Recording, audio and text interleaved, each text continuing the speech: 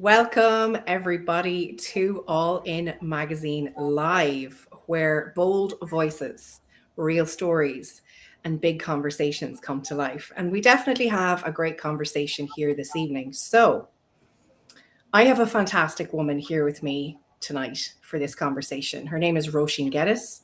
She is the founder, owner, and principal of Réaltog Forest School, and that's in Kremlin. And I want to start all of this by saying how important collaboration is.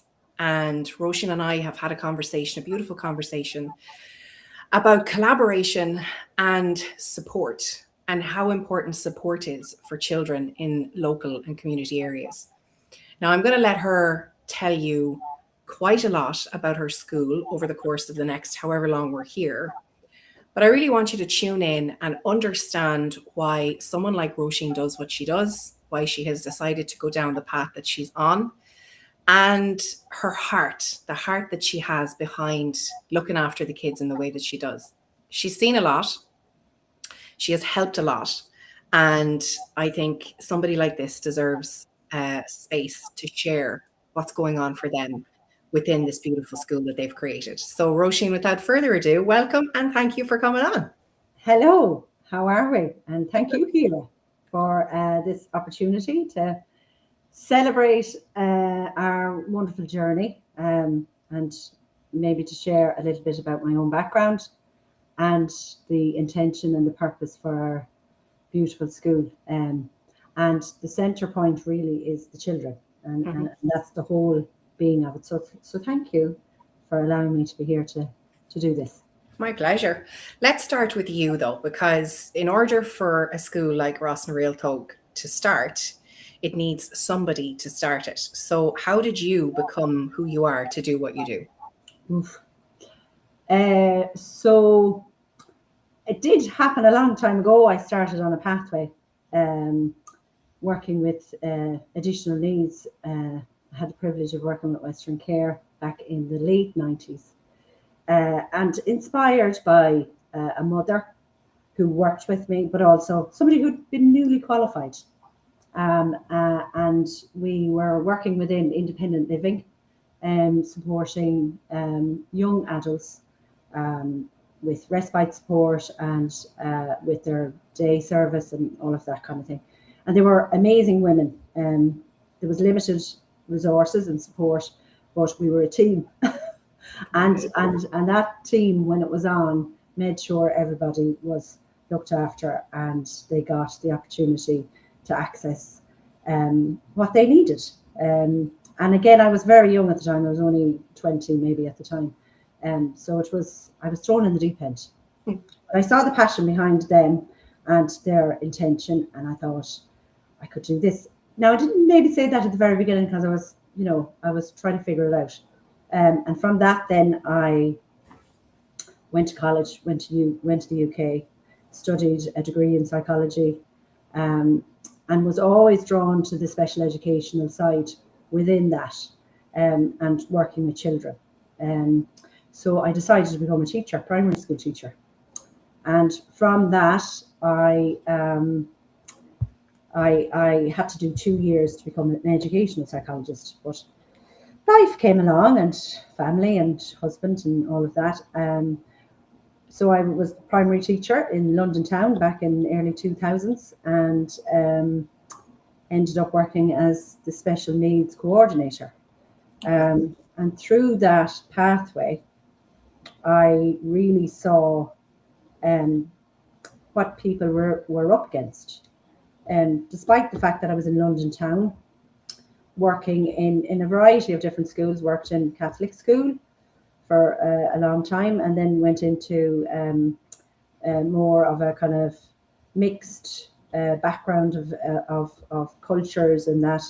And then I saw how people were coming from displacement and disorganization and really difficult circumstances. And then they had this added complexity, I suppose, of their children needing support with development. And I specialised with that and trained further to become a SENCO, special needs officer. So Okay. part of my role within the schools then were to kind of develop programs, training, and I connected in a multitude of agencies that came and worked with different schools. There's a lot in that. There's a lot of depth within that because that happened over a period of almost 20 years. Okay. And the people that I worked with, um, the teaching system in the UK is I think it's very different to here. There is a lot of, it's very assessment based. There's a lot of paperwork around it, but that's how funding then becomes part of a school, and the school setup in terms of the money is allocated to schools rather than, and I'm not just talking about special needs, I'm talking about salaries and that kind of thing. So their budget plan is very different to how maybe it kind of works here. So my role as a SENCO then within these schools that I worked with, we were allocated a budget depending on the needs of the school. And then there was kind of a review of provision on a yearly basis. So the budgets in that had to be very stringent, and you had to really prove what you were spending the money on. So in terms of my responsibility, we had an allocated budget. I would have to work out how that money would be spent across the school. Now, certain children, we had EHCPs, and they were allocated to children individually. And from that, we worked out then how that money might be spent. So there were different categories, and from those different categories, then the funding was allocated to those kids. And I had to work out the budget, how we would spend it for speech and language, for OT, for psychology, and so on, and therapeutics, other therapeutics that might be involved with the school. So I really got to see kind of, and take responsibility really on how the money might be spent. And so from that journey, then my last school that I worked with some amazing people who just, again, had that real centre for the children. And we were very lucky with the leadership that we had within the school and the team. And there was lots of training provided, and that made a huge difference to the staff. Now, it didn't mean that the job was easier altogether, because we had a lot of children that came through the doors because we had the funding, because we had the training happening, and more families were attracted to the kind of school that we were. And then I got the chance to go to Forest School, and this was West London, a place called Greenford. And on a Wednesday, we used to take the kids out. We had a little minibus. They got dressed up in the gear, and we went out to a lake in Greenford with lots of forest around us. And these children who were living in high-rise apartment blocks had come from difficult circumstances. You know, their social economic circumstances were quite difficult, quite challenging, and their parents were trying to do their best. So I did a lot of advocacy really around those particular families. But when I went to the Forest School, I just saw a different side to those kids. And because I'd had that extensive kind of place of work, you know, working within different schools and doing different management roles, I saw how I could actually use this experience and use this resource. And I was following certain people at home in the West Round in particular. I always wanted to come home. My family were young. They were about to go to secondary school. And I knew that once they went to secondary school, it would be kind of harder for me to leave them. And so I decided I could use this tool at home. Hang on a second, Roisin. Have you your hand in front of the microphone there? No? No, okay. Sometimes it just muffles a little bit, so it's All just right, because I want people to be able to really hear what you're saying. Sure, sure. Everybody can hear me, I'm sure. I have a loud voice. Yes. So I said to my husband, right, 2016, this is it.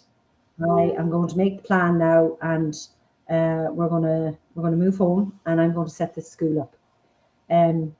It was a big decision to make. It was moving a family from a very well set up kind of home and community and people that, friends and all of that. But I knew that I could do something that would make an impact. And so 2018, we moved home. I met an amazing lady in Westport who was running services for early years. And again, I just saw what she was doing and I just thought, again, right, teacher, I could do this myself. I could create this early years. And that was really where I ended up teaching those last few years in London, was within early years. And because I was working as a Senko, I could see, working from where I had been. I think I started in about second, third class. I went all the way up to the top to where we had year 6 and assessment. And I thought the gaps are too big. I need to focus more on early years. So within the job and within the role I was doing, I knew then I could be that voice. And I had done a training course back in maybe 97, through Open University actually. And again, through a friend who was thinking on the same lines. I took the course on, she went off and did something else. But I remember this word, advocacy, and, being a voice for those that need a voice. And that has always stuck with me.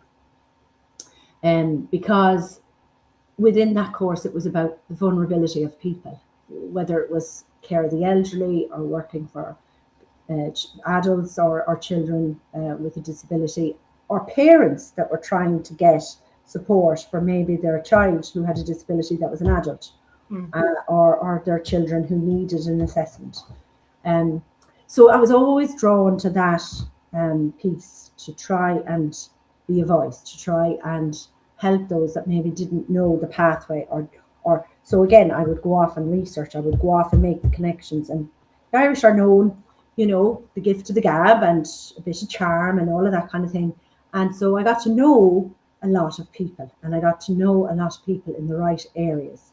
And they used to joke that, oh, that one is on the phone again, we better make something out of it, kind of thing. But there was real jest in that. And I got to know the departments really well. So again, one of the things, my principal in the last school that I worked with, and it was in the last couple of weeks, she came to me and she said, we've never had, there was 3 particular cases that we had, and these children had very high needs, and they were still in our mainstream school because it was their local school. And she said, we've never had an outcome as quick. And all of the kids, those 3 kids, got the highest band of support within the mainstream school, which was up on nearly 25,000. They should have been going to a special school, but because there was no space within the special school, they remained with us, but the support was put in for them. And she wanted to thank me for all my hard work. And she wouldn't be one now that would come and say that out loud very often. So it was a real heart moment for myself, and her thing always was, as long as you're doing your job for the kids, you might upset people along the way, you might come across, that you're saying too much, but at the end of the day, if your intention is for those kids, you keep talking, keep having that voice. So that's what I did. I came home in 2018. I did go and see a politician back in Westport. Had a bit of a chat with him, and I told him what my intention was. And he did say, if I can do something for you, I will do my best, but I won't find the land. That mightn't be possible, but whatever I can back you with, whatever connections or contacts I can make for you, I'll do that for you. So before we touch on Roisin and Réaltog, I want to ask you a question about something you said while you were over in the UK, because I think this is really important as we come into the whole forest school that you're doing now. You were talking about the level of training, the level of support that teachers get in order to be able to deliver what they need to deliver to the children. Mm-hmm. So you received that level of support and that level of training in the UK. Yes. Just before we touch on Ross and Réaltog, is that same level of support available or even there for teachers in Ireland?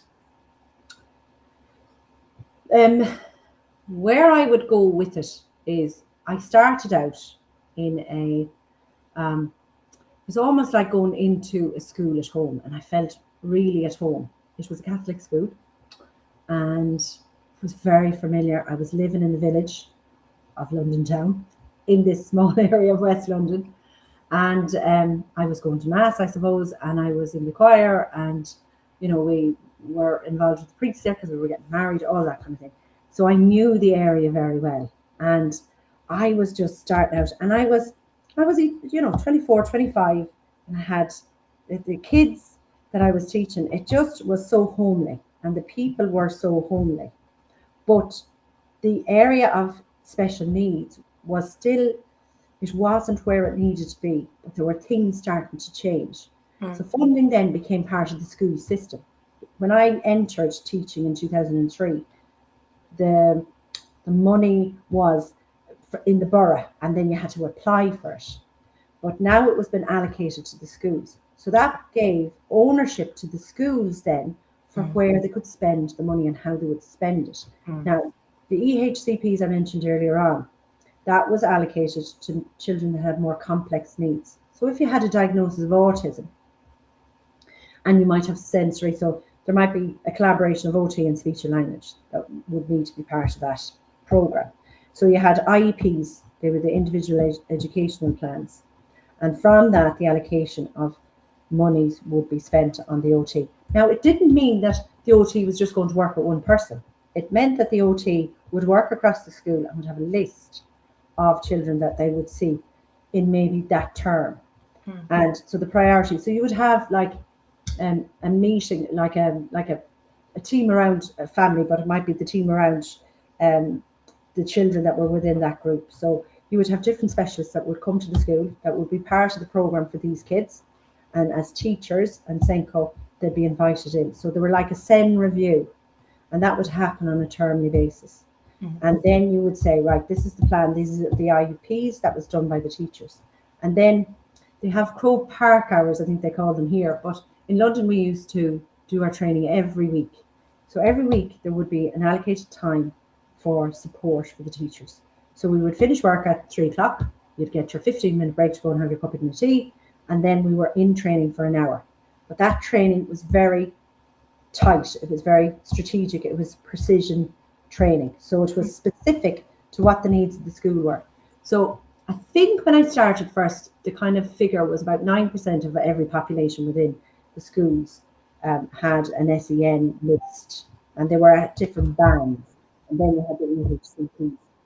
Out of that, schools could then kind of figure, right, I've got this amount of children. But then it depended on the area that you were working with. So I was in West London. Some of the schools I worked in had more needs in the school, so more funding would be allocated. But again, it's about responsibility of funding.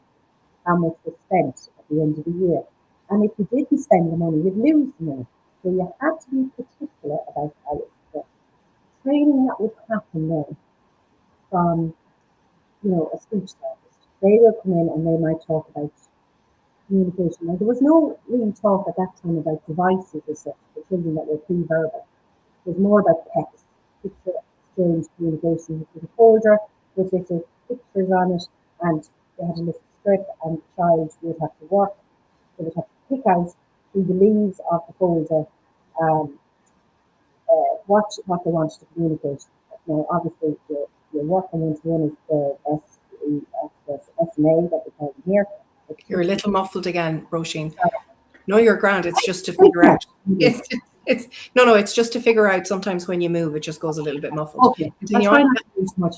Good. It's all good. But then there were different programs. Like part of my training, I had to design a program myself, and it was called Chatterbox. Just suits the lady that was delivering it. Totally. It was basically like creating different resources for this box, and every week the box would have a theme to it. And I did this when I was in a place called Southall, which was a very Asian, predominantly Asian community. And I remember all the names and going into the school, and I had, the blonde hair and the blue eyes, and little old Irish girl coming in, and to have these chats with these lads who didn't maybe understand an Irish accent either, I don't know. But we had great fun. And despite the fact that we didn't speak the same language, or that there was those learning needs there, because of the type, the design of the program, I suppose, because it was very visual. It was very, it was, there might be no, I might have put in things that you'd be rattles and shakers and things like that. So it would be very auditory, and it was very hands-on. So there might be silly hats in the box, and there might be a few dress-up things, and there might be a few silly glasses and mustaches and all that kind of thing. And it brought confidence to the kids. And it didn't matter that they didn't have the words as such, but they were still able to communicate. And it might be, again, for a child that is autistic, they have speech apraxia, but they also have body apraxia, and that's all to do with their sensors, their senses, their sensory, and they have stems, and they have obsessive things as well. And but because these things that we were doing were very playful and creative, and there was no kind of limit on kind of where we were going, because it was their thoughts and it was their feelings and it was what they saw. So like a stick in the box and a few silly hats, might end up in a wizard and a wand, and they're doing a little jig and a little dance around the floor, and they're turning their friends into frogs. But it mightn't all come through with words. But it was that playfulness and that confidence that brought things on. So going back to what you're saying there about the staffing and resources, I mean, was it because we were in London town there was more money within the borough? Maybe, but there were a huge population, and I'm saying 9%, but that 9% was an average. The last school that I worked with, we had 480 children in the school. It was a mainstream school. The management team were profound at what they did. There was a mix of age groups, so we were probably all around the same age. That's going back now nearly 10 years ago. And the leader herself, the principal of the school, she had been with the school 20 years. She came to the school when it was so, like, it wouldn't have been the best performing school. We schools over there are judged on their outcomes at SATs level. So you get assessment in year 2 and you get assessment in year 6, and the results from your year 6 going into secondary school is an imperative time, really, and everything that goes, so everything is measured. And it is very heavy with paperwork, but it's about performance of schools, and I don't like that either. Because it's such an intense atmosphere to be in within the schools, because it's almost like a table, and everybody's got to perform within this table, and everybody's got to reach this goal. But that's not always possible for every child, because every child is different, and every child, I talk about it in the forest, there's no walls and no ceilings, because we're all very different, and not all academic doesn't always suit everybody. But what was wonderful was that our children, again, because there were so many different needs and different cultures, and again, people were so dedicated to the job. The teachers were amazing, and the SMAs were amazing. That's the learning support system.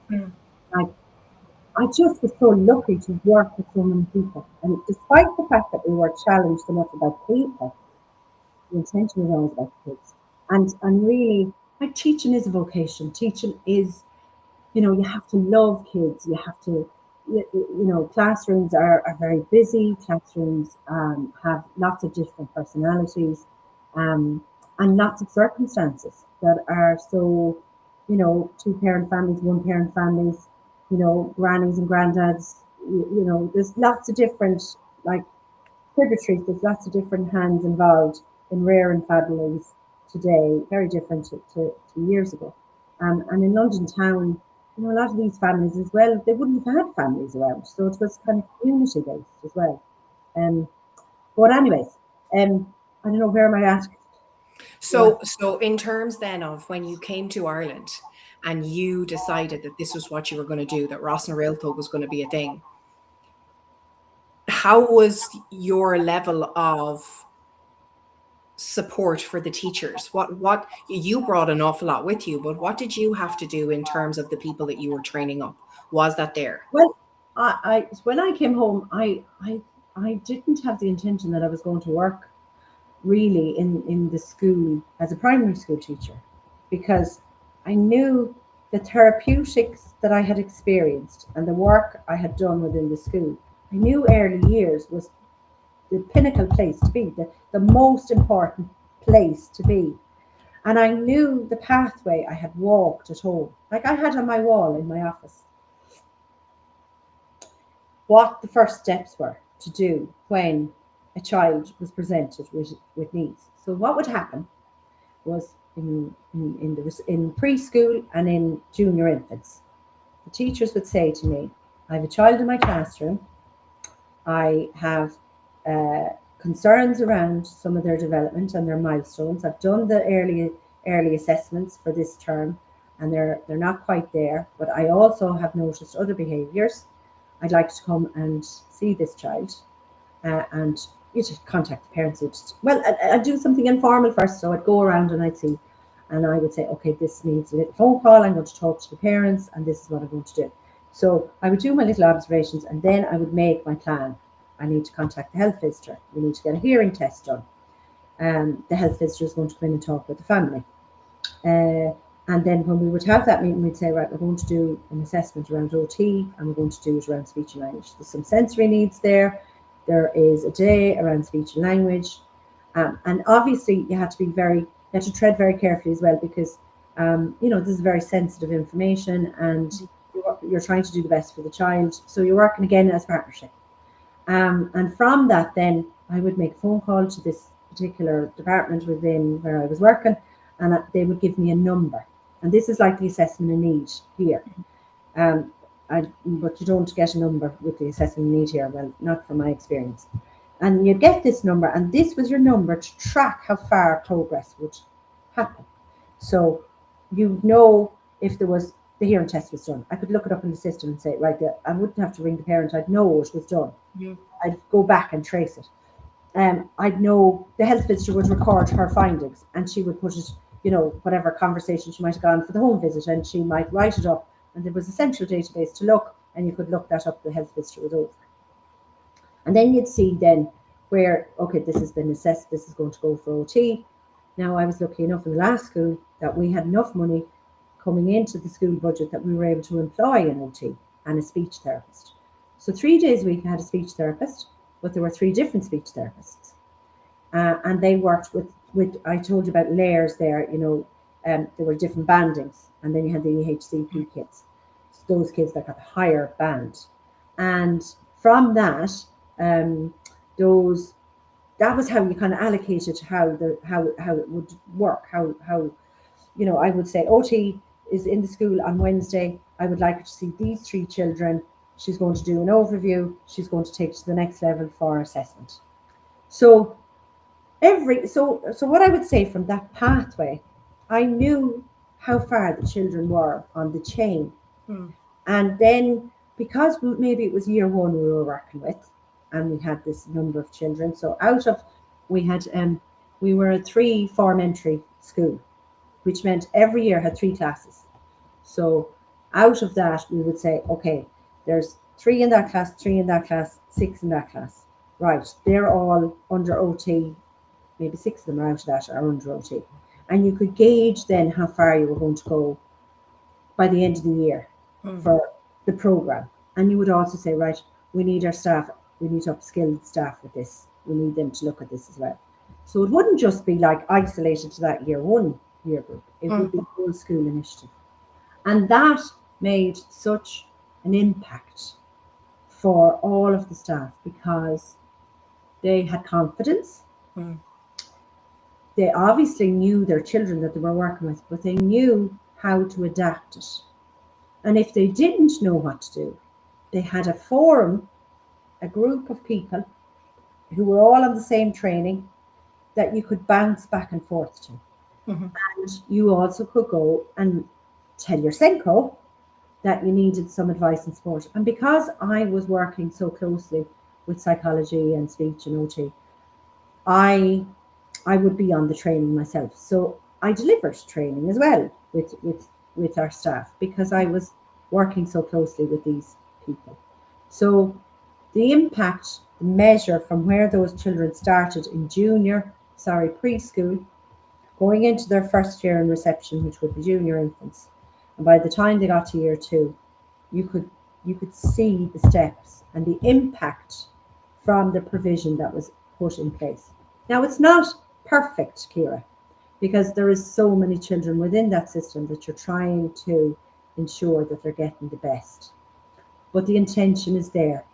And if you again as teachers, if you didn't kind of come to that standard, if you weren't doing that work, there would be questions asked. But it Of was course. very closely monitored, and there was support there for people who did struggle, and for teachers, I'm saying, or SNAs who did find it challenging or did find, and that was my role as Senko, was to go in and help. You'd have newly qualified teachers, when they were in their early 20s, and there's again within the training of teaching, there's a very limited program for training. I mean, I think when I trained, there was maybe a module for 6 weeks, but there was no depth in it. Mm-hmm. Like, my specialism is autism, I believe, at this stage, 27 years later. But what I knew when I started off and where I am now, like, it's completely different. I thought I knew autism when I worked with adults in independent living, residential care. I thought I knew autism when I went working while I was in college in independent living. Again, met the most amazing leaders. I'd come from a kind of more of a medical model in Ireland.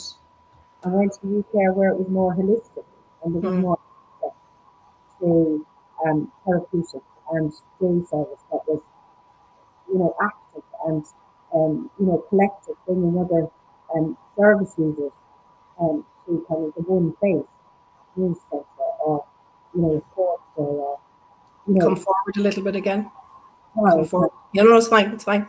So I think, like, I got to experience, I got to see, I got to be an active participant in all the layers, that by the time I came home to set up an early years provision, I didn't know even that either, Kira, when I moved home, that it was going to be an early years service. I just knew I wanted to set up a therapeutic centre, but I wanted Forest School to be that kind of medium. And again, the journey from where I started with that to where I am now is completely different as well. So tell me what. So we had a conversation. I'd love for people to know the vision that you had when you set Roisin Réaltog up, and how that vision actually transpired as that holistic space. So will you explain that? So I knew I needed a plot of land,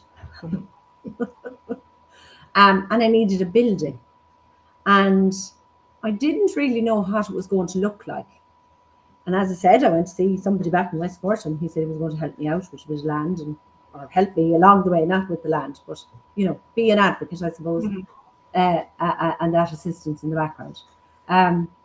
But I saw a little ad in the Connacht Telegraph, and this particular school was looking for an early years provider, and I had known another practitioner like myself who was working one-to-one with families, and I was doing home tuition.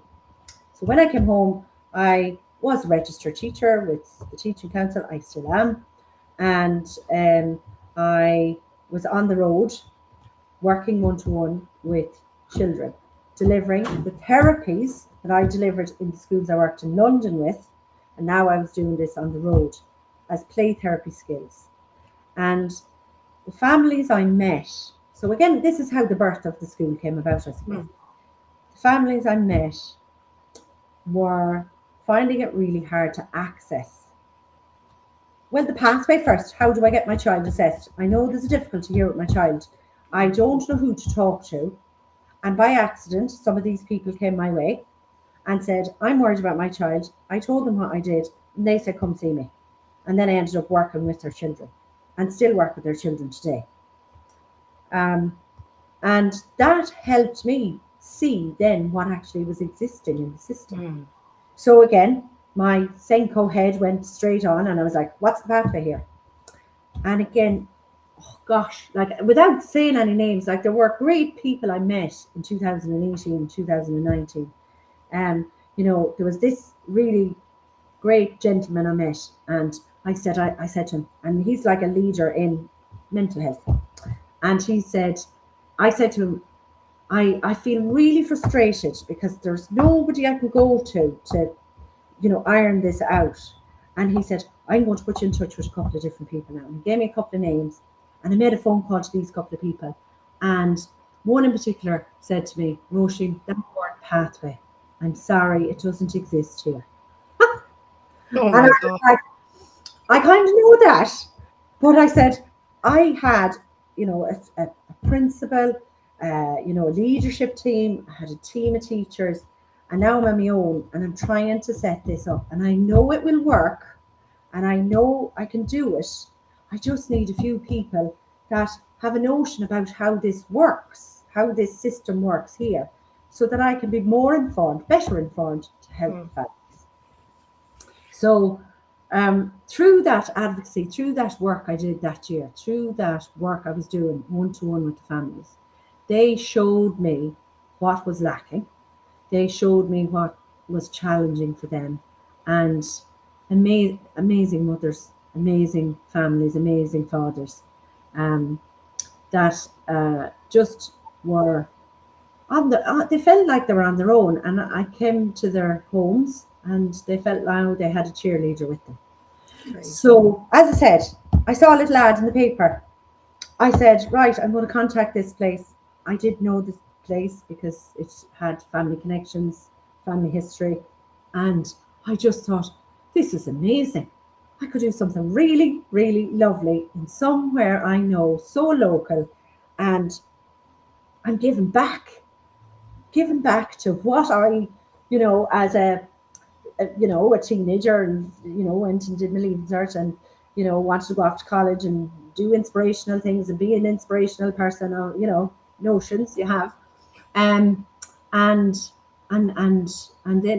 I suppose because back in the day our family, our grannies and granddads, and their brothers and sisters all went away, and so they went away so that we could stay, and they sent the money home and all of that kind of thing. So I felt this was kind of ancestral, and that was given back to, if I got the job, if I was given the opportunity, that I would be able to give back to a community that had helped me along the way to where I am today. So it wasn't just I was applying for a job in a rural area, in a rural school, but I was applying for a job that was very familiar and very homely and meant something to me. And that I could do something that would grow a school, grow a community, and not just do, like, again, I always say it takes a village, but it wasn't me on my own, because you can't do these things on your own. You need people with you, to walk with you, to help you, to support you, to cheerlead with you. And they mightn't understand all that you're talking about, and all that you have experienced, and all that could work really well. But they, I suppose, see your passion, and they understand maybe that you have this experience and that this has potential. And I always would be very sunny side out. The glass is not just full or the glass is empty. The glass can be refilled, and you try and you try and you try and you do, and as long as you're doing your best.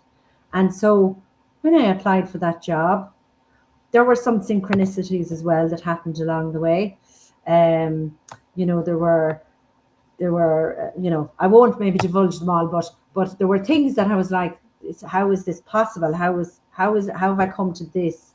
And this person is connected with this other person, and so the circle of life doesn't go so far away. You think people are not connected one side of the world to the other, but actually they're all connected. Mm. So I met. So will I tell this little bit now about my lovely Of course. school? Yeah, definitely. This is the perfect time. So I met. I applied for the job, and I met with the principal, and we had a long chat. And I don't think she got a lot of words in, but but there was a glint in her eye, and she said, "I think you're definitely the person that we need to bring to the board of management." And I suppose I didn't even look to see what the figures were in the school. It's a rural school, like, and their purpose was to keep their school in their community, to build the community, through the school. And there were very enthusiastic parents, a very enthusiastic board. And I went along to meet them, met the chairperson, and had a very positive conversation with them. And I'm sure they had talked to other people as well, but I was lucky enough that they chose me to start this early years project. So there was a classroom. Again, I still didn't know really what I was going to look like. So it was all a forest, a field was next door. They hadn't really any intentions around what the food was or what was even been offered at the time. But I had a walker and I said, "Where do you want to see the field?" And they said, the classroom's there. And I said, "Well, what are you going to do with the field?" And they said, "Well, if you want that, right, what are you going to do with it?" And I said, "I'm going to open a forest school." And they were like, "That's lovely. You know what you're talking about." And that was it. It was a field with it was, I think originally, it was a very marshy, wet land. And I think the board of management, one of the members there, was very involved in mental health. I think now I might be telling the wrong story here, but they planted trees and shrubs that were going to help the land absorb this water, and that eventually could be something where the children might play and be. So I could see, like, it was a field of grass, and I stood at the top of the hill and I said, "Oh, this is amazing." And I made a connection. So then from that point, what happened? I started looking around to see what exists in Ireland around forest school. And, what training could I do around the forest school? As in, was there a course I could do maybe to upskill myself? And then I reached out to a couple of people who had some sort of established forest school. And I met this amazing woman called Tricia McLaughlin in Sligo. And she had a forest school with early years. And I contacted her. I think she's from the north somewhere, but she was lecturing in the UK as well. So anyway, went up to see her project on a Saturday.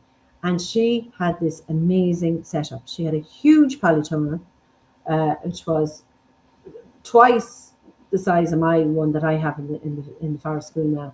And that was her classroom. And then she had all these, on the hill that she had, all these little indents going up the way. She had a compost toilet, and she had little dens built in this long grass. So she was a big believer in, you don't cut your grass, let it grow wild, and all the beautiful flowers will come about. And she then she had this forest at the back of all of that, and she had all these wonderful climbing frames and wonderful apparatus that were loose bits that the kids were just pulling them apart and making whatever they wanted out of it. And she was so passionate. She was so in love with her place and so in love with the work that she was doing with the kids. And I said, I'm going to do this. And I have found this perfect place to do this, and I'm going to do it. And she said, well, I'm coming to see this place you're talking about. I'd love to see it. So she came to see a couple of weeks after I got the job. It was probably the new year now, I think, at this stage. And maybe I was coming up to the meeting where I was meeting with the parents to deliver the forest school and what it was all about. And she came and she had tears in her eyes and she says, "You have a blank canvas and you can do everything here because it's just special." And I had the little classroom beside that as well, which was a massive bonus. And I didn't know anything about, registration with TUSLA or, really knowing how the kind of profession of childcare worked here. Had done maybe some work experience going back in the 90s, maybe 95, 96, working with a preschool in Castlebar. And I suppose I was young, so I didn't take enough notice really.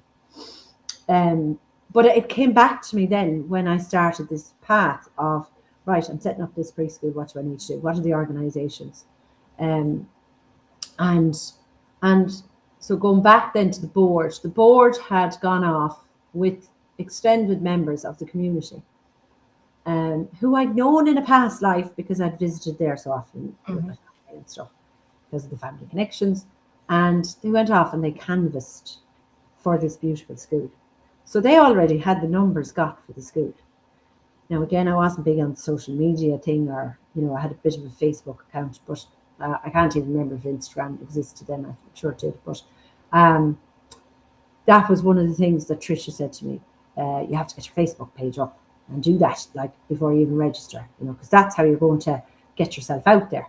Mm-hmm. Now, she wasn't hugely confident with that herself, but she said, that's how I get the word out about the clubs I run and the different activities I have over, workshops and stuff. So that was what I did. I got myself the old Facebook page set up with Réaltog. Now I hadn't got the name then at that stage, but I wanted Ross to be in the name because that was the village where my mother had come from, and so that was important. And I worked with the principal then on the rest of it. So Ross Réaltog means the wood of the stars, and the stars are the Réaltógaí.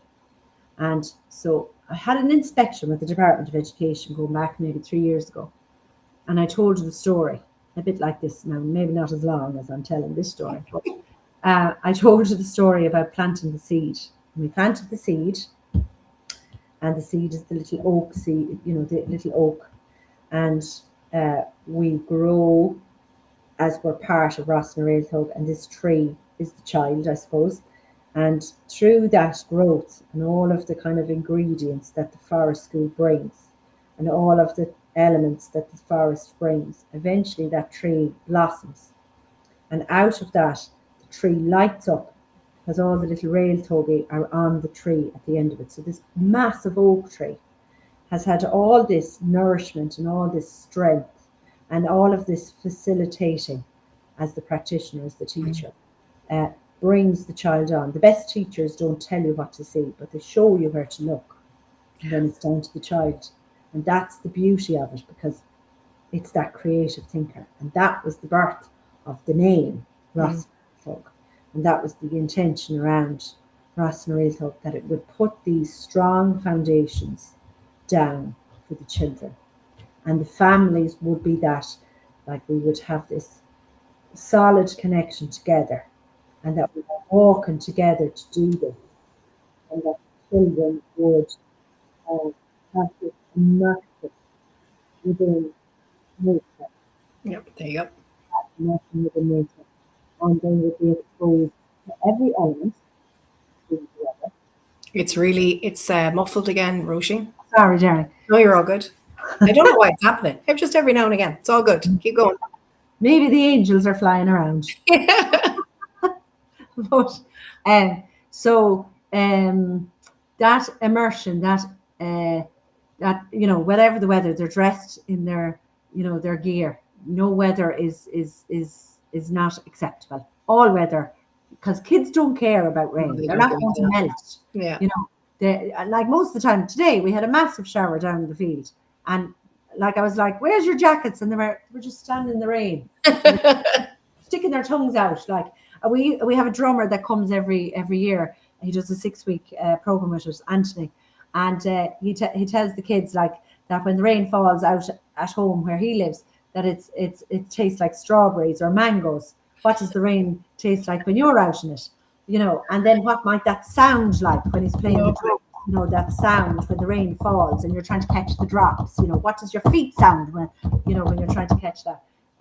So the kids don't care what the weather is. They're in it, and that builds so much, like the weather, and they're so resilient.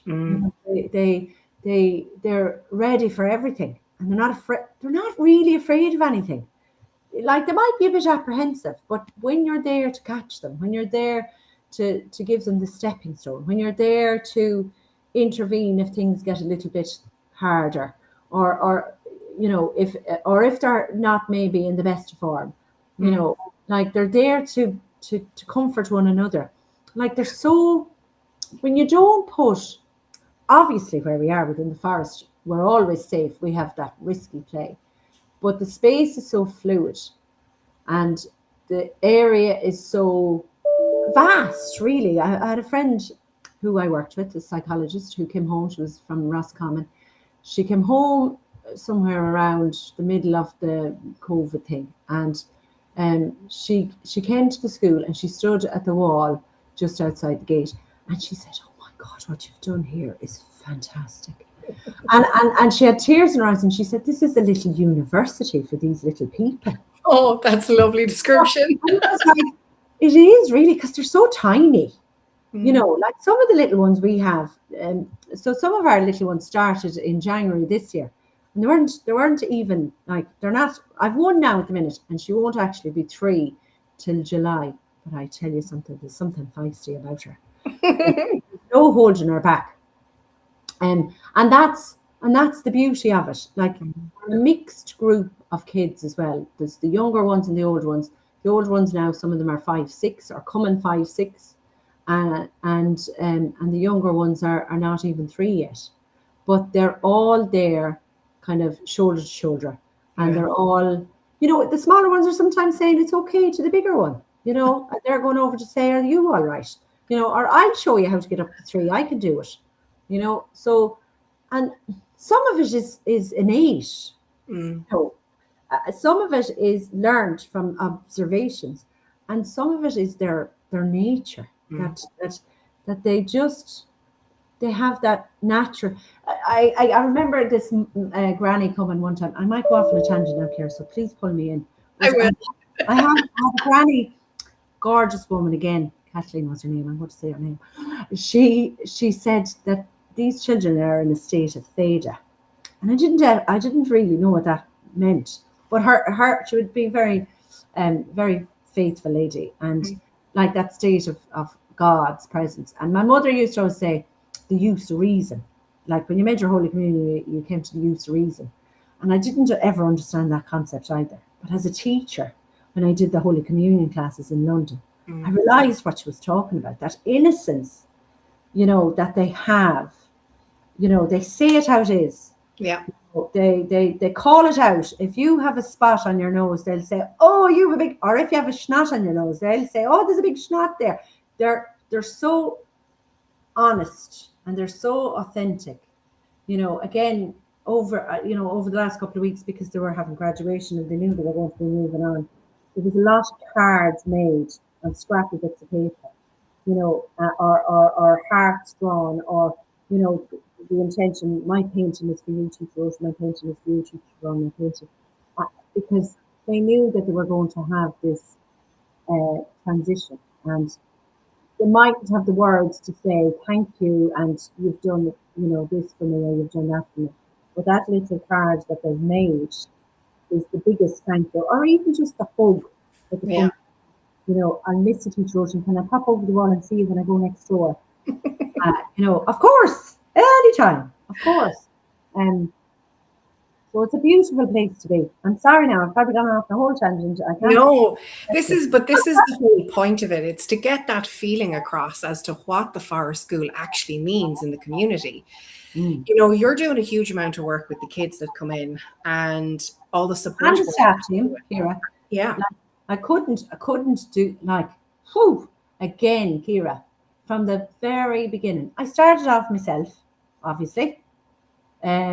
There were trials and tribulations in that time coming up to it. Delays with paperwork, and because I'd lived abroad, and you had to get all your paperwork in line with all that kind of thing. And there was a grant applied for because we needed to have the right security around the school, because these are little people, and you couldn't, we've a river around the school, down the field on one side, and it's a fast moving river that goes down into Turla, I'm sure, at the end of it. And the water rises in the winter, and there's a lot less obviously in the summertime. So we had to secure all of that. Excuse me. So with that, we applied for a community grant, and the community grant was because we were setting up the preschool, and the grant could only be got if this intention was we were creating this early years provision. And so we applied for that, and of course, again, there's always complications around kind of paperwork and red tape and plans and all that kind of thing. But eventually that came through. And so initially I was only in the classroom, and we had very small space for outside. But within, I think it was by the November, the field had the full fence around it, and then we were outside all the time. But we didn't have the space as it looks today. Like, that has been a progressive thing over time. So yes, those lovely pictures there. So 2019 was when we opened, and there was just myself. And we had a community celebration that October. It was our harvest festival, and the kids all got dressed up in their Halloween harvest outfits, and we invited the parents in and the school in, and I think most of the families were local to the school, and everyone was very excited, I know, about the opening of the early years set up, because everyone had worked really hard, canvassed for the families to come to the local school to build the school up with numbers. And we had an amazing celebration. And that Christmas as well, we had Santa Claus come, and again it was another big celebration with all the community, and a lovely local lady, Mary, came and she made tea and scones, and she made sure that everyone was well looked after, and it was beautiful. It was fab. And so grateful for all of that kind of community spirit and support and compliments, and just so happy to be there. And and I'm still settling at home. Like 2019, we were still my kids were settling in school, and my husband was moving back from the UK. So we were still up in the air. Like, personally, I was still kind of trying to figure everything out, for where we were living and all that kind of thing. But I was still doing my home tuition, my play therapy skills. And, again, those families really kind of, that I worked with, opened up the door for, I can do so much with this forest. I can lend so much out that is going to help and provide within the service supports, because I have this background, and if I can get the staff alongside that, my gosh, it'd be wonderful. You'd be laughing.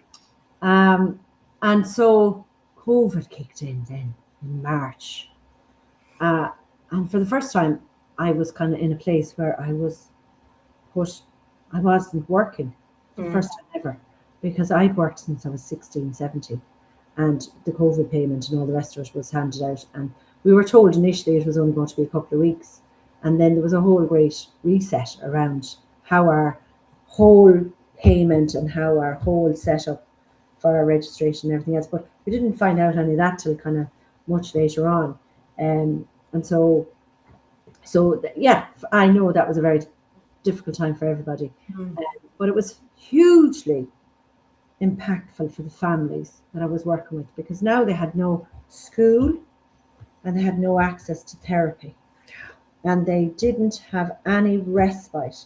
So these families who were doing so much to try and help their children now were isolated at home, and they didn't just have one child, they had maybe two or three, because that is the reality, Kira, that's out there. Yeah. That families and autism is not just, they do a category diagnosis now, and it wasn't in the UK when I was in the UK, but they do it now, and I suppose that's to help kind of identify maybe, you know, how quick we have to put services here, or how fast we have to get this, you know, therapy, or you know, but that doesn't exist greatly. But um, I don't really know what the category is there. I know that there's children who are what we would say, you know, they're pre-verbal, but they can access a mainstream with support. Or you'd have a child with more complex needs and maybe they need special schools. So now, as I said, with all these families that are isolated, they've no access to any therapies, they've no support for school. How are they going to cope? And there was So no, tough for them. So no, tough for them. so Yeah. tough. And there was, you know, I was talking to families, the families I was working with, I was talking to them on the phone, and I was talking about, you know, how best they could manage at home. But it was really, really lonely, Mm. really, really isolating, and really challenging for these children and their home life. Um, so again, you know, going back to the September then of 2020, I I was like, I have to push this forward with the Forest School. You know, and my father, my brother, my husband, we decided we were going to do a lot of upcycling and recycling, and give them some jobs to do while we were kind of at home. So my brother was out in his workshop, and he got some reels and some pallets, and he built a train with carriages, and put all, you know, put prospects in the windows and lined the inside of the carriage. I mean, it looks, you know, it looks amazing. It looks beautiful. Uh, you know, and lined the outside so that the rain wouldn't, you know, soak into the wood, and you know, lacquered it all up, and you know, to protect Incredible. all the rest of it. And that's our dragon train down there. And he made a tractor, and we built a ladybug house, and we did a Piggy Island boat, and all of these things are all recycled pieces. So you can see the tractor there in the Yeah. back, and then the train down the bottom, and the ladybug house. So so this, like, while I didn't really have how it was all going to look Mm. to where it's at today, it was like a jigsaw, and the jigsaw came together very slowly. And I suppose anything that you do uh, that's worth doing, it takes time, Fact. it takes patience. And unfortunately, Kira, I'm not a very patient person. I said, I like things done, and obviously I want it done well. But Yeah. I when I know that there is urgency, when I know that there is an emergency, because I've been in the community and I'm seeing it and I'm talking to families, I wanted to use the forest as that key for parents. And I knew that, you know, it's that great saying as well, you know, if you open the doors, people will come. Mm. And my platform with Facebook, I remember doing, I've never done a live now. I might do one of the days, Kira. This will be the catalyst for it. But I remember the first video I did, and I had this little person who had come to the fire school, who lives local, and I could, when I was doing the video, she'd come to visit, and she'd seen the car, and she wanted to come down and see, and she might have come down with her granny, I can't remember, but you know, this little voice sheen coming down behind me, and I was trying to be careful not to put her on the video, and I got the back of her hat, and I was like, and I was trying to move the camera, you know, and I was talking about welcoming the kids back into the forest, and what we, I had the polytunnel there, and it was looking very fancy then and nice and clean. It hadn't been touched, kind of thing.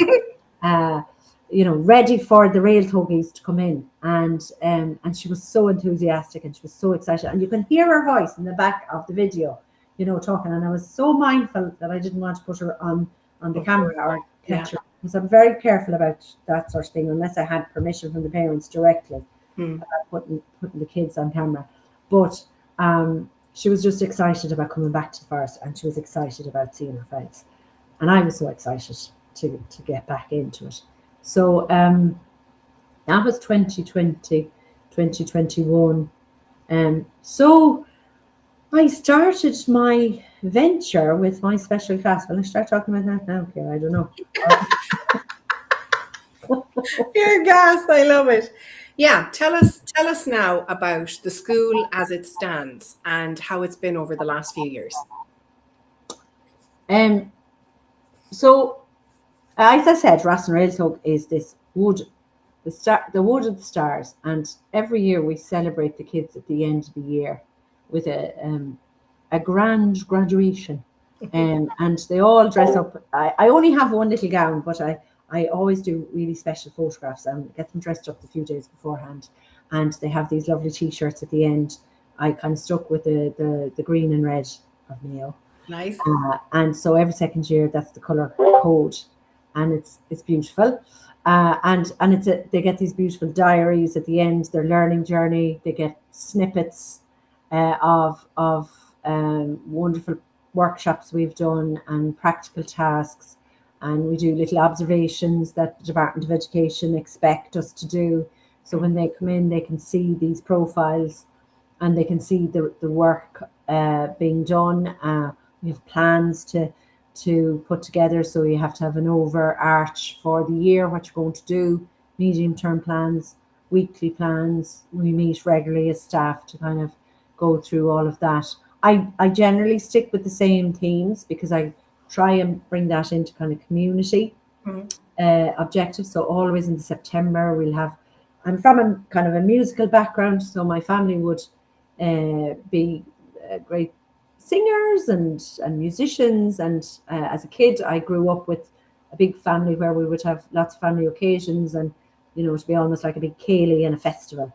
And so nights in Roisin's house are most definitely musical. And it's wonderful, and fabulous. And I love it. When I worked in London, again, I always did the festival for St. Patrick's Day, and I was teaching in Southall. So I turned the school for the week into St. Patrick's Day celebrations. And everyone was speaking Irish for the week and doing Irish jigs and the Walls of Limerick and the Sea Janus, and talk about Croagh Patrick. And, I climbed it, and I'd show the kids the pictures, and, dress up in the Mayo jersey and all the rest of it. And when you're away from home, like that, home is even more important. And that, I know that's for everyone that goes abroad. I never felt more Irish than when I went away. Yeah. And I think maybe that's how I got away with an awful lot when I come from fighting someone's corner, because I would just throw that bit of charm in there. So that festival feel, that was always, as a teacher, how I carried myself. And again, to motivate kids, like to have comedy and to have music and to be playful, and a bit of BBC Schools. It's not maybe everyone's cup of tea, but I kind of live by that every day. So I'm all singing, all dancing, and I love a dress up day. I love all those themes, and so I try and instill that with kids. The staff are always a little bit resistant. You might be a little bit, but by the time, they kind of just get used to it, and they join in. So September is kind of, we have Sheep Rattle and Kjol come, and they do a lovely bit with it. And then we have our Harvest Festival in October. Santa Claus comes, community celebrations. We talk a lot about active participants in the community. So we have the dentist, and we have the dentist nurse, the dental nurse, and we have a nurse, and we have the fire brigade sometimes come, and we'll have guards come along. So I'm always reaching out to community. I'm always trying to bring community in. I'm always trying to bring those shared experiences. We're good friends of ours, mutual friends here, the beekeeper, Our favorite. right? And Julie, they come and they share the wonderful love that they have for the bees, and they tell the children about the life cycle, and they talk about the importance of the bees and how endangered they are. And they're amazing people. Henry was a teacher in a past life, and he's still as passionate about teaching and children as he was when he was in the classroom himself. And he loves to come down. I mean, I think he's been with us probably every year for the last 5 years. Wow. And it's just, he just gets such fun out of it as well, and the kids love him. And I mean, they were so attentive. Like, he brings the gear so the kids can get dressed up as well, so it's a very hands-on experience. And that is everything, again, with the community projects that we do, is that it's so hands-on and everyone's an active participant. And it's so lovely to bring the families in. Mm. It's not just mom and dad, it's grannies and granddads. And that's, like, over the last 2 years now, we've done Grandparents' Day. And I know that's common practice in quite a lot of schools and quite a lot of communities. And again, during COVID, we did, I'm trying to think, was it Christmas 2020? No, Christmas 21. Because I think we were in 2000, that first Christmas that we were back, and then we were in lockdown again. We decided we were going to put together a package for the Sacred Heart Home. And I asked the parents, they could donate money or they could donate a gift. And we were going to put a package together for the Sacred Heart Home. And we were going to donate this to the families, to those people who were in the Sacred Heart Home that weren't maybe going to see family over Christmas, or who had not seen family over COVID time. And, I don't want to be harping about COVID, but I'm just saying about the notion that, we could be proactive ourselves and give something back to our grandparents. Mm-hmm. They're friends of our grandparents that are in the Sacred Heart Home. And I think we raised something like nearly €700 between the gifts, Nice. and the things that we got. And it was just so beautiful. Everyone was so generous and so kind and so thoughtful. And the kids, they wrote cards and they made decorations, and that was, it was like, it was almost like those, those shoebox appeal. Yeah. And it was like one of those, and the kids were so excited wrapping the presents and helping wrapping the presents and that. And again, I had a beautiful staff team. We usually have myself and 2, maybe 3 staff working with me. It depends on the AIM support that's in the school, and that's where the special needs support happens. So that was, as I said, community. Community is always central to the school, and the participation of the families that come to the school, and that extended bit where we have our grandparents and our aunties and uncles, because it takes a village Mm-hmm. to bring our children along. And we had grandparents there in February this year, and we went to the centre, and I did a lovely little speak on the radio the day before on Midwest Radio. Tommy Marin kindly had me on, and we talked about rural schools and the importance of rural schools, and talked about the wonderful Forest School, and why, a bit like this, just showcasing kind of the work that we were doing, and promoting the Grandparents' Day. And we had a fabulous morning again of all families coming together, and people that were from different villages who knew each other in a past life, who hadn't seen each other for years. This is the grannies and granddads. And they were meeting people that they hadn't seen in maybe 10, 20. Some people hadn't seen each other since they were in school together. Wow. So it was like almost a bit like a This Is Your Life. Mm. And the kids put on a little show. They all went up onto I didn't have a stage. We just had the chairs all lined out.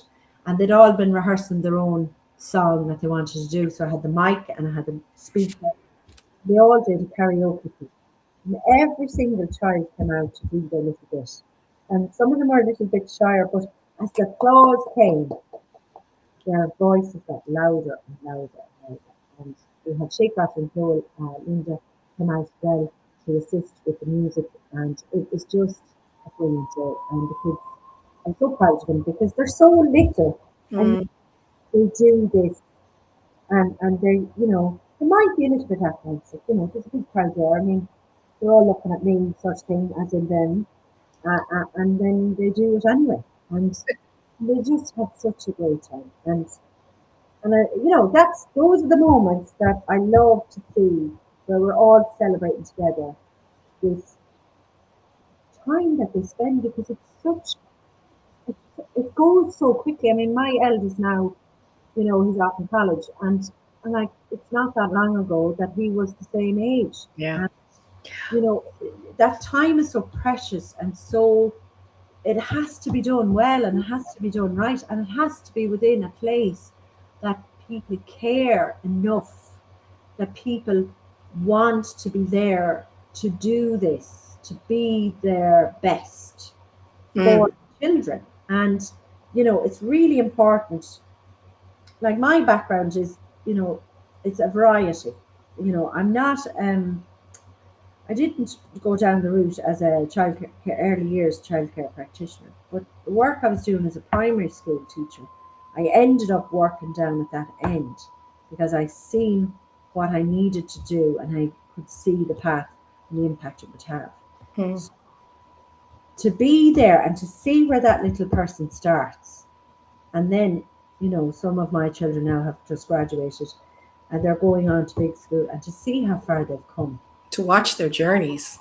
And I know, like, it's 2 years, but it's huge Mm, for a child that is only, they come to you at 2.5, 3 years old, and then they're going off when they're 5. But the milestones that they have come through in that time, um, is just amazing to know that you're part of that.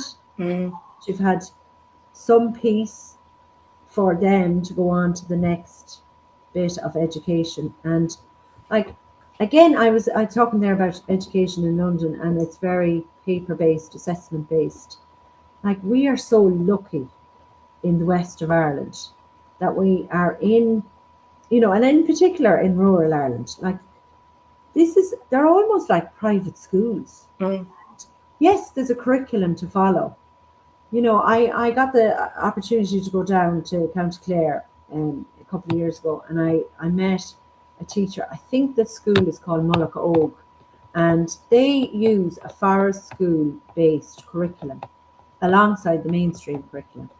And I think he was in second class teaching, but he was telling me the design and how they do it. And, they spend a lot of their day outside, and they do the practical tasks. They get their phonics done, but it's all done through the play, and it goes all the way up to sixth class. Now, I haven't seen it in action, but he said, they adapt, and I don't think like probably I couldn't tell you the figure, to be honest. I shouldn't say, but it's a rural school, Mm. and they have great success with this curriculum that they're using. And I have since learned, like, in the locality, there are two young lads from the area around Cremlin, and they're principals in somewhere down south around Limerick, and they actually run forest school clubs and forest school activities in their own schools as well, and they're Brilliant. just amazing. So, But it yeah. sounds to me like it's a very community focused type of thing, because if you're looking at it from the child's point of view, kids need the preschool. The parents' point of view, the parents need that support system. The grandparents' point of view, suddenly they're meeting. The events point of view, suddenly there's something that's bringing communities together. Something like that is so necessary in small towns. I know you and I have talked before about the level of connection or maybe disconnect that's kind of happening around us, in this day and age. So to have something like that, to have a school like you have with such a focus, a specificity, and now you're giving people the opportunity to come together and meet around that. Hmm. What would it mean if that didn't exist in a rural community? What what would that take away? Well, Kira, again, coming from London, so I spent nearly 20, almost 20 years in London. And in Ireland, the church was kind of the central point with the school for community. And in London, the church doesn't exist in the same way in big cities because people come from a multitude of different backgrounds and different faiths. So the school is a pinnacle, it is imperative to community. And the school I worked in last, it was the meeting point. One of the jobs I had a title of was Community Cohesion Leader. And I worked in a school in 2009, and I went in there as the SET teacher, working for 2 different year groups. And as a teacher as well, I always got the most challenging classes. The mix of children that were in the classes had a variety of needs and had other difficulties maybe at home. And getting that opportunity, I had to rise to it. And so this particular school that I went to, I was teaching in year 6. I was NQT mentor for newly qualified teachers in year 1. I was running a counselling service with the Marble Project with a psychologist on Wednesday. And the parents and the child came and worked with the psychologist and the key worker and myself. I planned the activities and they did, the key worker and the education psychologist ran the therapeutics. So I was the facilitator. And alongside that, so I was doing all of that. In year 6, you're marking papers at 9 o'clock at night to give feedback to kids the next day in the classroom. And I had a small little family at the same time at home. And I had a wonderful sister that was helping me, and my husband, obviously. And then I got this role as community cohesion leader. And they wanted me to organise all these little gatherings, bringing the parents in, because it was about engagement of families. So, because these kids weren't, there was a lot of children, there was a lot of absenteeism. Because these parents couldn't get the kids to school on time, or there wasn't enough food in the house. Free school meals came in a long time ago in the UK, but for the more disadvantaged areas, then there was money put in extra, so you could facilitate these little coffee mornings and opportunities where you could invite different people in different organisations to go and work with these families directly. Parenting skills. You have families who didn't have English as their first language, so there was opportunities for that. They mightn't be coping very well at home because they have 5 or 6 children. Some of them might have special needs. And so the school was the main place that the families got this chance. So once they were attached to the school through the preschool, they had this kind of bench all the way through that they would sit down and someone would come to their assistance. So that's why my job was so important.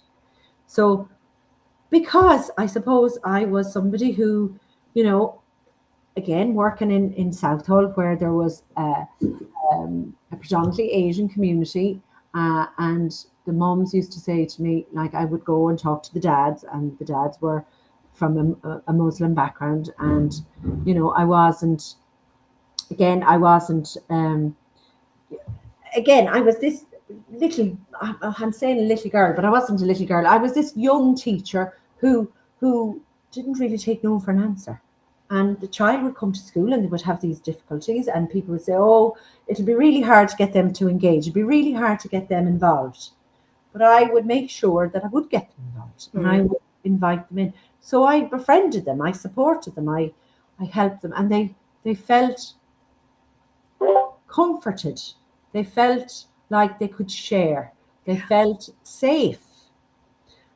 So going back to your question, the school is, in this day and age, it is the connection for community.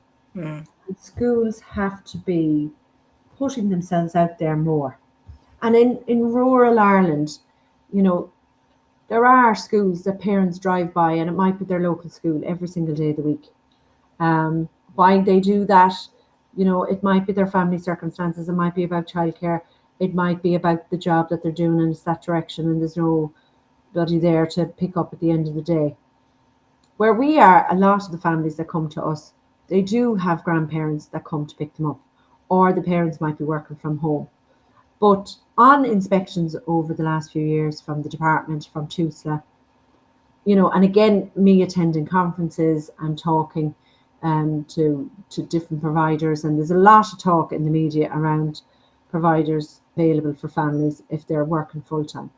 But the early years providers seem to be forgotten. The people I'm meeting, providers who are 20, 25 years, 30 years working, and they're just exhausted because there's more and more and more and more and more expected with paperwork. And then there are more needs coming through their preschools, their early year settings, and it's very hard to get the staff because the pay is not there. Like for an early years, a young girl, 22, 24, or a young man that's done the degree, they come into an early years setting and they're on minimum wage, just maybe above a minimum wage. There's no holiday pay if they're working within an etchy setting. So the summer holidays comes in July, August. They don't get paid over the summer. They get a rolling contract. There's no holidays during the year. They get paid for bank holidays. There's no increments there. Like within the teaching profession, there's increments there where you move up the scale year in, year out. But within early years, that isn't there. So, as a primary school teacher trained, the funding that we get for our preschool, there's an allocated budget there for the numbers of children in that. But in terms of our service and what we do and what school, the early years practitioners, the early years providers are not maybe they're not been recognised, and they're not getting the payment that they need to be getting. So in terms of what our school is within a community, I do believe that we do so much to be that connection with family, community. And I always try, and the staff I've had over the years, again, Ciara, so dedicated, so well qualified. Like I've had, I've had staff who have had a PhD in sociology. I've had degree level, with psychology and teaching. I mean, my current staff are very highly qualified. My manager has a teaching qualification, primary, and she's an art specialist, and she works with learning disabilities in the community. And my other staff has worked in special schools and is currently training to be the link officer for special needs come September. Incredible. I have a really quality staff, and the girls that have come through the doors over the years with us as well. Like I have one of the girls, she's teaching in Vietnam now, and she had a master's in autism before she left Ireland, and she's doing incredibly well where she is now. She's been promoted in her job, and she's doing amazing. And she was a fantastic teacher, and it was so sad to see her go. But at the same time, she was young and she wanted to travel, and you want to encourage. You want to give them the wings to go and do it, for sure. And please God, she will come back someday, and she might set up her own business in the same way. She might come back to us in Réaltog when we're at the therapeutic centre, in other places. Ireland. So the community element is so important. Backing from community is really a huge part of this, and it's Ross and Réaltog is a family. Even though our families go on, obviously, to their new schools, whether it's Crimlin National School or they go to Park or they go, to other surrounding schools, and that's the other thing here. Like families travel to us from the very beginning. Like that first year, I did have a couple of families out from Castlebar. But families are coming further than that. Yeah. Families are traveling, 40, 45 minutes every morning to come to us. And we don't have an after school at the moment, but we have applied for that for full service, because that was the recommendation from TUSLA, that you have this amazing service and you need to have this here because you have an amazing project done here, and everybody should know about it and everybody should be part of it. But there's always red tape with these things, Kira. Um, And and how do you get so with the red tape side of things? So obviously we started this about collaboration. So I'd say it's very important for the school and the preschool to collaborate with each other because everybody needs support. So one is rolling into the other. of One course, needs to be and supporting. that was the very beginning of our project, with Criminal National School, because there was a board of management there that were seeking out a provider Mm. because they had a number of families in the local area that had children built their house and were looking to keep their children local in the local school, and this was a real opportunity to do that. So over the years, there's been a change of leadership and that over the last few years. But at the very beginning, like, we always collaborated.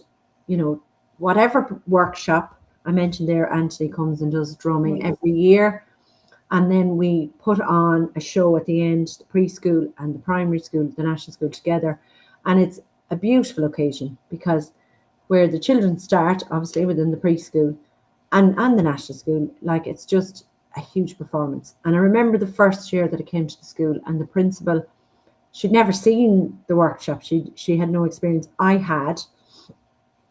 And that year she actually wrote a piece in the local magazine to say what an outstanding piece she had witnessed. She was blown away by the excellent work that had been performed by Anthony, and for the children to be able to do this performance. And, like, over the years, different people that come in to do talks, to do the workshops, Leave No Trace were involved with us a number of years ago. Maura Keeley was part of that. And again, I met her through, sort of mutual drive around the outdoor education and doing our best for children with disabilities and all that sort of thing. And she gave us that support through the Leave No Trace, and we got a teacher that came in and did workshops with us and stuff. So as a school, collaboratively, that has always been the intention of working together. So always, any event that we ever had, the national school was always part of the celebrations. And that's what made it more extraordinary. Like I mentioned there earlier on, being like a private school without the fees, with all of this amazing space on my side where we had set up Réaltog, and the development that we've done over the years, and the partnership that was there with that. And then on the other side, they've developed a lot on their side with the land that they have, and the children, would swap back and over for performances and things like that. So that's hugely important, because at the end of the day, the reason that the preschool provider was advertised was to build on what they had already, to enhance enhance and expand, and to keep the school there and in the long term. Kira, that school, our school, Cremlin, the people have always kept it there. The people have worked hard. Back in the 70s, there was a storm, and I think it was the 70s, and at the time, the Minister of Education was local, without saying his name, and the school was meant to close. And the people, the local community, came together, and the land was donated by a local family. Fabulous. And the people built it. The people that were local farmers and local businesses came together with a committee, and they planned to keep the school. And the deal was, if you build the school, you'll get the staff. And that was how the school is there today. They built it like a house. I feel like a very Kevin Costner moment. If you build it, they will come. The field. The field. But so tell me this then, because just as we wrap up now, something that's really important is, how can the community come together to help make sure that Rosna Réaltog is there in September, and the September after that, and the September after that. What does the community need to do, whether it's the local community and the wider community of people who travel to Rossna Réaltog? Well, What do you need? again, here I wanted to mention there, back in 22, 23, I went on a real journey to try and put in place a special class. And I am, the other thing about community cohesion is I like to network and I like to connect in with different people. And I'm kind of like the dog with a bone. I'll just keep kind of knocking on the door until somebody answers. And that particular year, we applied for the special class. And I knew it was possible to do because I knew there were other services around the country that were doing it. Private early years providers, but they had a background similar to myself and they were setting these things up. And there was massive challenge in that year. Again, all red tape. Expectations had changed from exemptions for planning and all this sort of thing. But again, it was local people that helped me get what we needed to do. And then I had applied for this funding called, it's the home tuition scheme. And we had our preschoolers. You have to have 3 with a diagnosis to set it up. The families came. It was phenomenal. They were so supportive. I gave additional hours.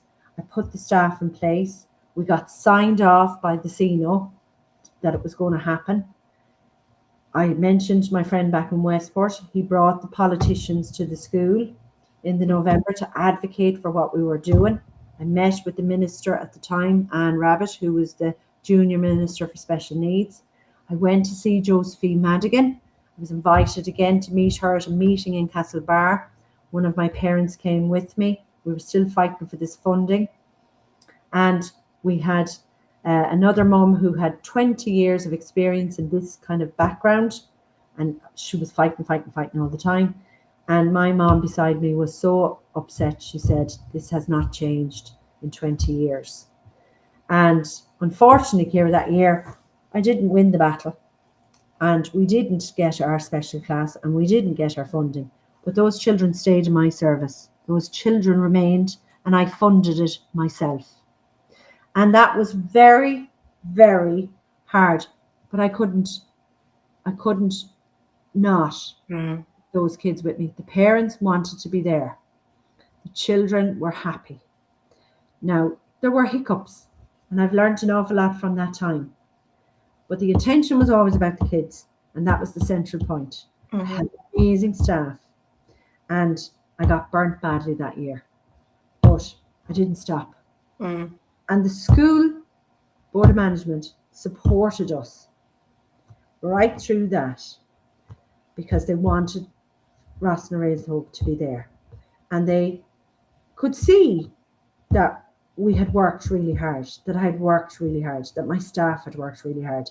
And we'd had those people down to try and advocate for it, but it didn't happen. And those children flourished in that time with us. Those children that had those additional needs. And they stayed with us right to the end, till they went off to their new schools. And that for me, again, is about the community and people. And I met the locals and they said, you don't go anywhere. You stay where you are because you're doing a great job. It's just the bloody system that's broken. Yeah. It's the system that isn't right. But your intentions are for the right reasons. It is for the kids. And that is what Rossna Réaltog is. It is a family. It is community. It is central to the children. And, you know, if Rossna Réaltog is there or not, that's my intention. That is my duty. That's one of the things I learned since I came home as well. Our constitution is there to protect the family. If we were to look at our, you know, again, I wouldn't have known a lot about all these wonderful things unless COVID came around. But it taught me a lot about how our families, how our children have been neglected, forgotten. Yeah. And those vulnerable voices, those vulnerable people are not been thought about. Mm-hmm. At this fast pace of AI and digital ID and fancy phones and all the rest of it. But that is no good for a child that has a speech delay, that Yeah. needs therapeutics, Yeah. that isn't sleeping, that can't bear to wear their clothes because the tags in their body, the tags on the clothes is uncomfortable. Or they're in a classroom setting that is full of, not the fault of the school or the teacher as such, but this environment is so claustrophobic and so intense that they can't cope. And then they have these behaviors that the teachers are not able to manage, and these children become labeled and excluded, and they haven't got the specialism, or they haven't got the training, or they haven't got, they can't pick up the phone and speak to somebody to refer them on to what they need, because the access is not there, because there isn't the pathway there. Mm. And that's really the message of Réaltog. My school is there for everyone. Mm. School was never, I didn't set Réaltog up. I didn't want to create a special school as such, but I wanted to have that element within there. And the beauty of the forest school is because you're not in a classroom where the acoustics are, narrowed because of the walls, and there's, electronics on the wall, and this, display boards with lots of fanciness on them. That's all beautiful and wonderful. But the forest has so many layers within it that promotes every element of development, the social, emotional, physical, mental health of our children. Like all the different people that have come, whether it's been an inspector for TUSLA or Department of Education. The Department of Education lady was an early years provider herself for 25 years, and she went down this road to be an inspector. She rang me a week beforehand. She told me she was coming. And she said, don't worry about this. I just want to see what you're doing. It's a showcase opportunity. I had, again, brilliant staff. I had them very well prepared. We all worked together, and we had 5 children in our service at the time. 3 were pre-verbal autistic diagnosis. 2 were on a pathway for the assessment you need with DLD, developmental language disorder, and sensory needs. She walked around, she did her observations, and then she told me at the end of the feedback she had to go out to thank all of my staff. And with every one of them, she cried, because she said they were outstanding. How lovely is that? And it was because she saw the passion and love and the intention that they had. And she knew it wasn't just on that day that it was a performance. She knew that this was their craft every day. And our report back, we got good to outstanding, and the good area was leadership. Mm. Now, I did question her a little bit about that, but I took it on because I'm always learning about the system, and I'm always trying to improve where I'm at with knowledge and understand. I'm not perfect. I'm not going to agree with everything that everyone says, and that's the beauty of what we do. We try things, it mightn't work. Yeah. We have notions about a plan of how this is going to be, but that's what a plan is. A plan is adaptable. A plan is about we can change it. But what we can't do is have mediocre for our kids. No. What we can't do is reverse time. What we can't do is forget to do the right thing for our children. Yeah. What we can't do is not advocate or speak for our children. What we can't do is keep going the way we are. Because unfortunately, Ciara, it's broken. Back in 2004, the Act for the Epsom Review was brought in. Not the Epsom Review, but the Epsom Act 2004 was initiated. Now, I think back in between 97 and 2000, Micheál Martin was Minister for Education, now our teacher. And he had this great initiative that reforms were needed within the special needs. Now, I don't really know, where it was at. You're gone a bit blurry again. Sorry, Jerry. Yeah, that's better. Okay, so I'm not sure what it looked like because, I'm sure it wasn't where it needs to be standard-wise. So that's what this act was about. I attended a conference above in Dublin with Emer Curry, who is TD in Dublin 15. I grew up there as a kid back in the 80s. And I contacted her. Her father was the first children's minister in Ireland back in the 80s. And she now was advocating, trying to get elected. I think she was in the Shannon at the time. And she held this meeting. And I was invited up to speak at it. And I was there listening to the locality. They had 900 alone in Dublin 15, which has a population maybe of about 25,000, between 2 or 3 little suburban villages. And 900 children under the age of 5 were waiting for OT alone in that area. There were children having to travel on buses from where they were living in Dublin 15 to go to Swords. There were children who weren't at school because there were no school places for them to go to. There were no special classes.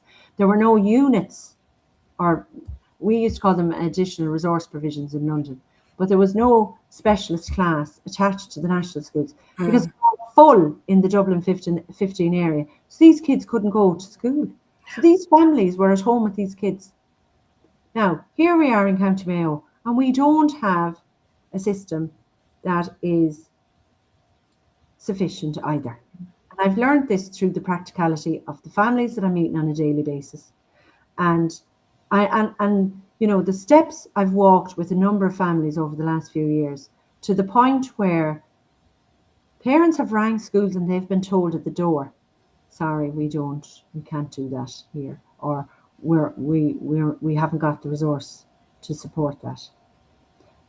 And these are their local schools. And it's a sad day in 2026 that with all of the money that we have in this country and all of the business that we have in this country, that in County Mayo we have I think that the figure is for the assessment of need. So that the assessment of need is the pathway that we have here. It's a 6-month application. So it's 6 months. Within that 6 months, the